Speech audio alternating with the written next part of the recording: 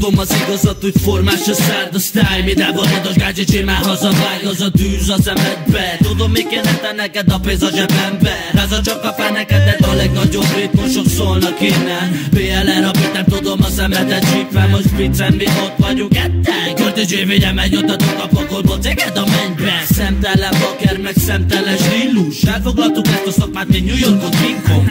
Fel sem fognád, hogy mekkora gond van, hogyha jól mutatnál, de süllyed a csóna. Kinevedlek, nem adalak téged be. Csak sajnálok, te anyucik a kedvenced. Szakít a brigád, de nekünk ez kijár. Mert bármiben nyúlunk, soha nincsen hibák. Én kérek elnézést, hogy bejött, amit akartam. Tudom, hogy neked ez a gond. Mindent álmodtam, megvalósíthattam. Én kérek elnézést, hogy bejött, amit akartam. Tudom, hogy neked ez a gond. És hogyha távoznék, maradandót nyomadtam.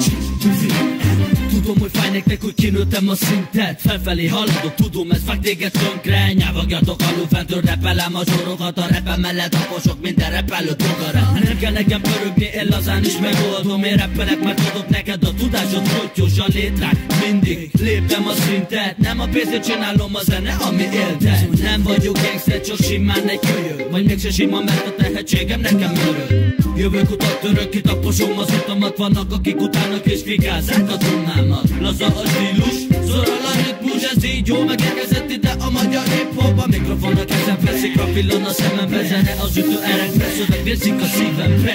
Én kérek elnézést, hogy bejött, amit akartam. Tudom, hogy neked ez a gond. Mindent álmodtam, megvalósíthattam.